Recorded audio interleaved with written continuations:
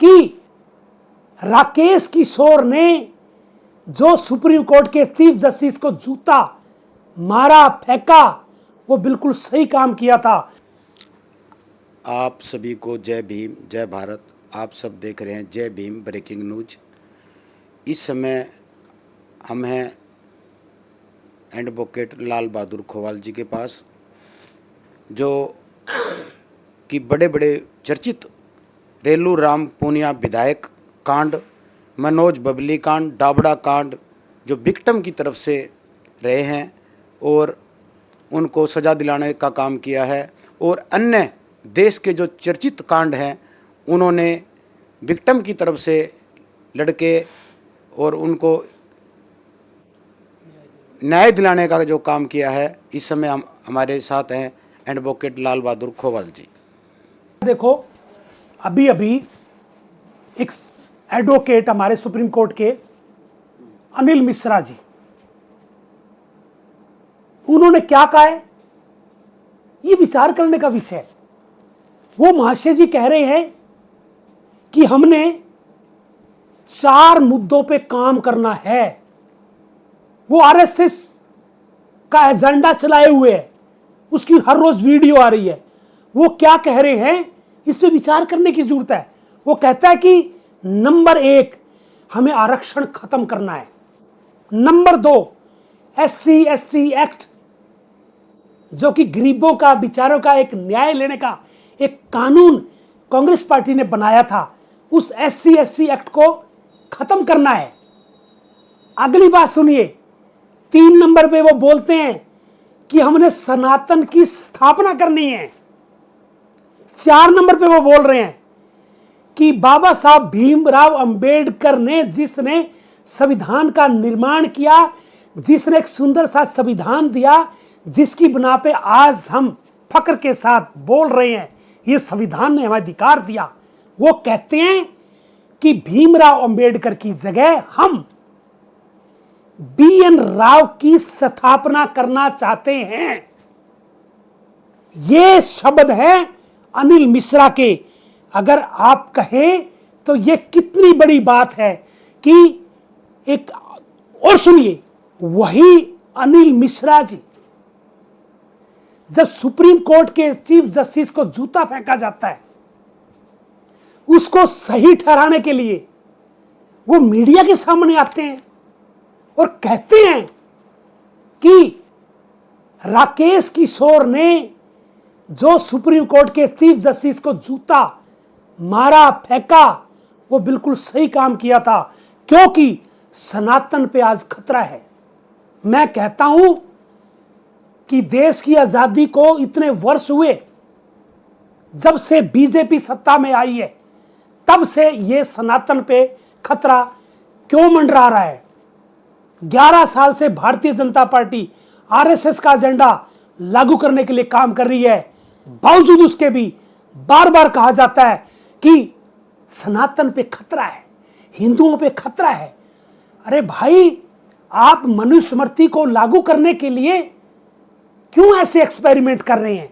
क्यों आप अनिल मिश्रा जैसे लोगों से अपनी बात को बुलवाने के लिए, क्यों ये इस देश का सत्यानाश, बंटाधार करने के लिए, संविधान को खंडित करने के लिए आपने ये क्यों ये ऐसा कर रहे हैं? क्यों इन लोगों के साथ यहाँ ये देश, हमारे देश को आजाद कराने के लिए जिन लोगों ने कुर्बानियां दी, जिनकी बदौलत हमें ये सुंदर सा संविधान मिला, बाबा साहब भीमराव अंबेडकर ने सभी वर्गों के लिए, 36 बिरादरी के लिए, हर व्यक्ति के लिए एक ऐसा सुंदर संविधान दिया, जो भी वर्ग उसको पढ़ता है वो उसको पढ़ करके गर्वित महसूस करता है। परंतु उसको आप समाप्त करके मनुस्मृति को लागू करने के लिए लालायित हैं। क्यों? किस लिए? क्या होगा इस देश का? क्या होगा इस समाज का? आप जात पात में बांट रहे हैं, आप हिंदू मुसलमान में बांट रहे हैं, धर्म के नाम पे आप रोटियां सेक रहे हैं। जब से सत्ता में आई है तो धर्म पे खतरा मंडरा रहा है। 11 साल से अब हमारे हिंदू धर्म पे खतरा मंडरा रहा है। आप हिंदू धर्म के रक्षक बने फिरते हो। आप एक इस तरह से आप आडंबर करके, इस तरह से आप अंधविश्वास की बातें करके आप ऐसी बात करते हैं। एक दलित समाज के सुप्रीम कोर्ट के जिस से जूता फेंका जाता है और वो फेंकने के बाद वो घरों महसूस करता है, कहता है कि मेरे सनातन पे खतरा है। ये क्यों हो रहा है? ये इसलिए हो रहा है कि देश का प्रधानमंत्री भी अपने आप को ये कह चुका है कि मैं नॉन बायोलॉजिकल हूं, मुझे मेरी मां इस दुनिया से गई, अब मुझे पता चला कि मैंने तो मां से जन्म ही नहीं लिया। एक देश का प्रधानमंत्री जिसको साइंस की बात करनी चाहिए, विज्ञान की बात करनी चाहिए, अंधविश्वास से दूर देश की दुनिया को लेके जाना चाहिए, लेकिन वो हमें अंधविश्वास में, जो सैकड़ों हजारों साल पहले हमारा देश आडंबरों अंधविश्वासों से घिरा हुआ था, आप दोबारा से इस देश के लोगों को वहां लेके जाना चाहते हैं? क्या आप इस देश में स्थापित करना चाहते हो? पहले भी हमने देखा कोरोना जैसी बीमारियों का आप ताली थाली और मोमबत्ती और टॉर्च जला के उस बीमारी का इलाज करवाना चाहते थे आप। हमारे दुनिया में, देश में जो डेवलप कंट्री हैं, जो वो हमारे देश की खिल्ली उड़ा रहे थे, उस समय कह रहे थे कि एक देश ऐसा भी है जिसका प्रधानमंत्री कोरोना जैसी महामारी का इलाज ताली और थाली बजवा करके और मोमबत्ती और टॉर्च जलवा करके उसका इलाज करवाने की बात कर रहा है, पूरे देश में अंधविश्वास को फैलाने की बात कर रहा है। ऐसे देश की आज यहां एक स्थापना करने की एक मुहिम जो चलाई जा रही है, आरएसएस का एजेंडा जो चलाने का एक प्रयोजन, एक ये बार बार प्रयोग किया जा रहा है। इसी वजह से मैं कहता हूं कि ये जो अपराध आए दिन कितनी कैसी कैसी घटना हो रही है। अभी मध्य प्रदेश में 2 दिन पहले पिछड़ा वर्ग के व्यक्ति को इसलिए दंडित किया गया कि उसने एक अपराधी का मीम बना करके डाल दिया और उसका कसूर इतना था अभी अपराधी का, उसने क्यों खुलासा किया और फिर उन लोगों ने बाकायदा पंचायत करके उस पिछड़ा वर्ग के ओबीसी समाज के कुशवाहा के व्यक्ति को पंचायत में बुलाकर उस व्यक्ति के, उस अपराधी के पांव धुलवाकर वो पानी पिलवाया गया। ये तो गनीमत रही कि देश के कुछ जुडिशियल ऑफिसर, हमारी जुडिशरी कुछ हद तक, कुछ लोग उसमें अच्छे लोग हैं, उन्होंने बाकायदा जबलपुर हाई कोर्ट के चीफ जस्टिस ने कॉग्निजेंस लिया कि इस तरह से आप क्या स्थापना करना चाहते हो, आप क्या करना चाहते हो, उन अपराधियों के खिलाफ तुरंत एफआईआर होनी चाहिए, तब जाकर के उनके खिलाफ मुकदमा दर्ज हुआ। आप क्या साबित करना चाहते हो? शोषित वंचित दलितों के साथ आप क्या करना चाहते हो? क्या इस देश का आपने हाल कर दिया है? जी खोवाल साहब, एक चीज और बताइए, जो माननीय सुप्रीम कोर्ट जज साहब के जूता फेंकने का जो मामला है, क्या केंद्र सरकार स्वयं संज्ञान लेकर उन पर मुकदमा दर्ज कर सकती है? 100% होना चाहिए था। माननीय प्रधानमंत्री ने एक बात कह करके कि मैंने चीफ जस्टिस साहब का धन्यवाद किया है कि उसने उसको माफ कर दिया।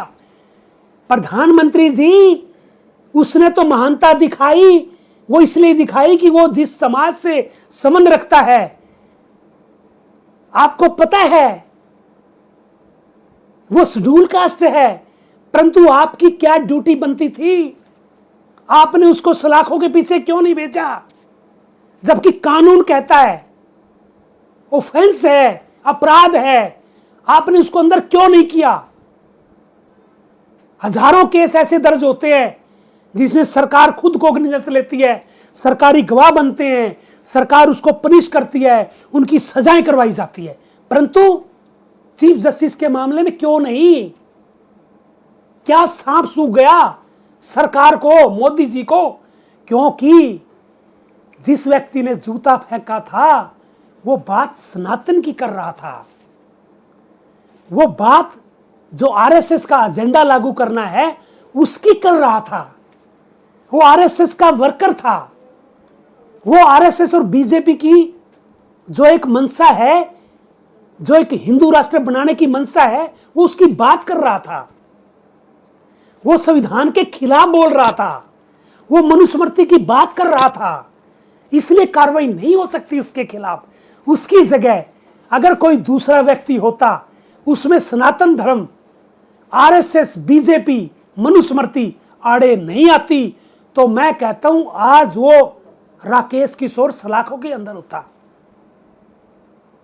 वो अपराध की कड़ी में होता, उसके ऊपर पूरे अपराध की एक लंबी चौड़ी फहरिस्त होती, उसको देशद्रोही भी साबित कर दिया गया होता। जी एक बात और है कोवाल साहब, जब कांग्रेस की सरकार होती है जब तो सनातन खतरे में नहीं होता, अब भाजपा की सरकार के अंदर ही सनातन खतरे में कैसे आ जाता है? जो प्रदेश से लेकर सेंटर तक लगभग इनकी सरकार है, फिर सनातन कैसे खतरे में? ये क्या कहना चाहते हैं, क्या मैसेज देना चाहते हैं लोगों को ये? ऐसा है, मैं आपको एक वीडियो दिखा रहा हूं कि क्यों ऐसा हो रहा है। आप ये देखिए, ये सारा जो 4 टारगेट है, 4 लक्ष्य है: आरक्षण की समाप्ति, सनातन की भारत में स्थापना, साथ ही BN राव की स्थापना और SC/ST एक्ट का अंत। ये सब कार्य अपन संपन्न कर देंगे। अपने जो 4 टारगेट, ये व्यक्ति यूं कह रहा है ये कार्य हमने संपन्न करने हैं। ये अनिल मिश्रा जी, जो सरकार का एडवोकेट अनिल मिश्रा जी, सरकार का एजेंडा RSS का एजेंडा, बीजेपी का एजेंडा आगे बढ़ाने का काम कर रहा है। क्या होगा इस देश का? ये सुप्रीम कोर्ट के एडवोकेट हैं, जिससे लोग न्याय की मांग करते हैं, जिसके पास न्याय के लिए लोग जाते हैं। मैं भी एक अधिवक्ता हूं, मेरे पास ही बहुत सारे पीड़ित लोग आते हैं। ये है इस देश का हाल।